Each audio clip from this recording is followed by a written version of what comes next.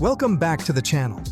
If you have looked at the Miami skyline lately, you've seen a forest of cranes and glass towers that seem to defy every economic gravity law we know.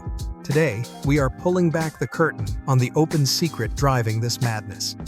Latin American capital is flooding the city at a rate we haven't seen in over a decade. As we move into 2026, Miami has transcended its image as just a vacation spot. It has officially consolidated itself as the financial capital and the ultimate safe haven vault for all of Latin America. But the real question is, why is this happening with such intensity right now? According to the latest data from the Miami Association of Realtors, foreign buyers injected over $5.1 billion into the South Florida real estate market in the last year alone. The overwhelming majority of that capital is coming from a core group of countries: Colombia, Argentina, Brazil, Mexico, and Chile. For the first time in history, Colombia has consistently led the searches for properties on our platforms. But let's be clear, this isn't just about people looking for a second home to spend 2 weeks in the summer. We are witnessing a massive, coordinated capital flight phenomenon. Latin investors are not just buying condos, they are fleeing devaluation, inflation, and political volatility to park their wealth in the world's most stable asset, US dollar-denominated real estate. For an investor in Bogotá, Buenos Aires, or Mexico City, a condo in Brickell or Edgewater is much more than a piece of property.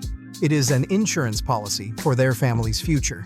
While their local currencies face massive pressure from inflation and shifting government policies, brick and mortar in Miami offers them two things they can't get back home: historical capital appreciation and, most importantly, steady income in US dollars. In this block, we're going to analyze how the global perception of Miami has shifted. It is no longer just the playground. It is now the Wall Street of the South. The city's infrastructure has matured to support this wealth migration, with international banks and family offices that speak the language of the Latin investor. If you want to understand why your neighbor in a Sunny Isles penthouse is likely from Medellin or Sao Paulo, stick around, because we are breaking down the hard numbers behind this unprecedented shift of wealth from the southern hemisphere to the shores of Biscayne Bay. To truly understand why the money is pouring into Miami, we first have to understand why it is desperately leaving Latin America. In this section, we are diving deep into what economists call the push factors. Over the last 24 months, the region has undergone a dramatic and, for many, frightening political and economic shift.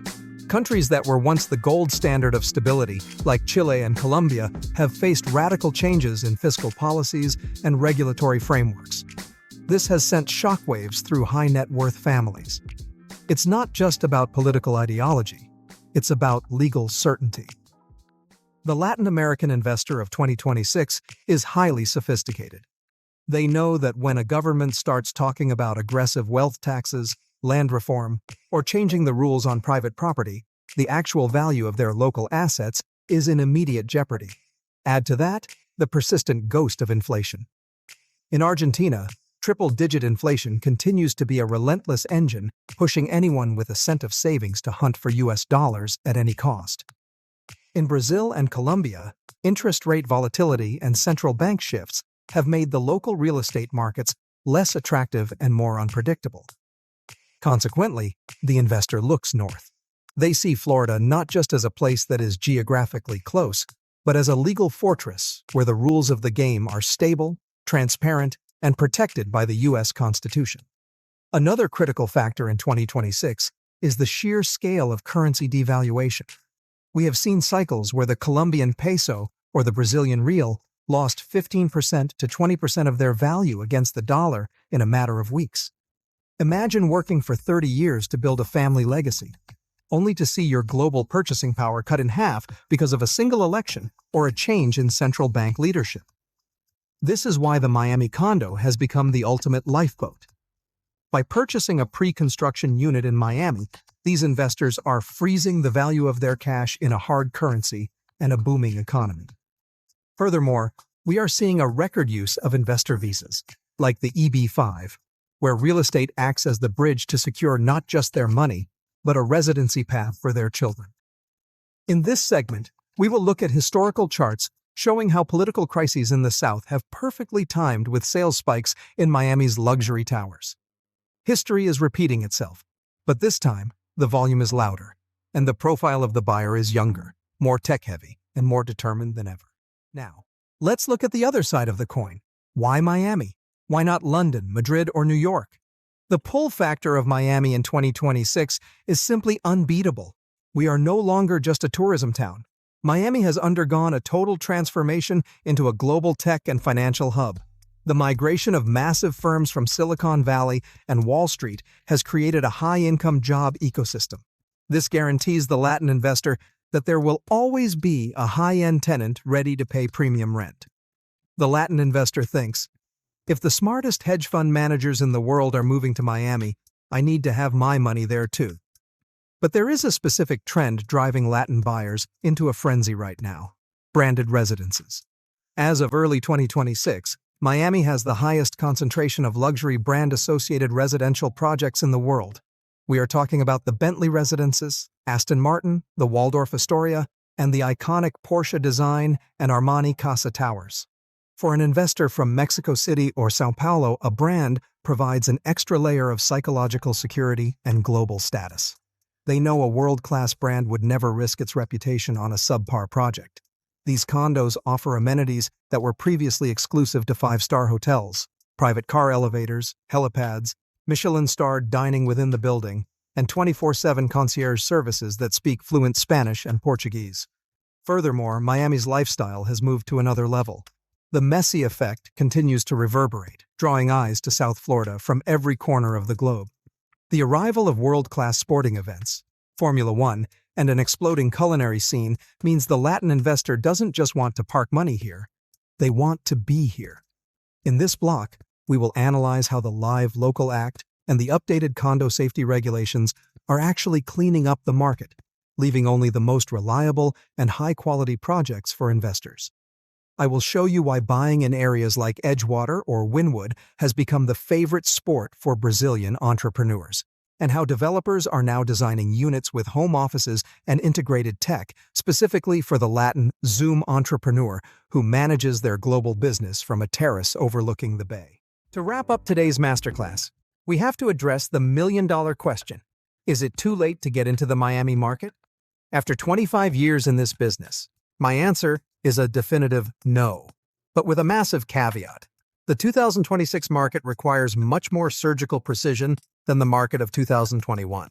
You can no longer just throw a dart at a map, buy anything, and expect it to double in value. Today, success is found in the details of project selection and long-term urban planning. The flood of Latin money shows no signs of receding. On the contrary, with major elections coming up in several key countries in the region later this year, we expect a second wave of capital to hit our shores by Q4. Miami has become the central node of the Americas. If you are an investor, you must realize you are competing with capital from China, Europe, and the Northeast US. But you have a home field advantage: cultural affinity.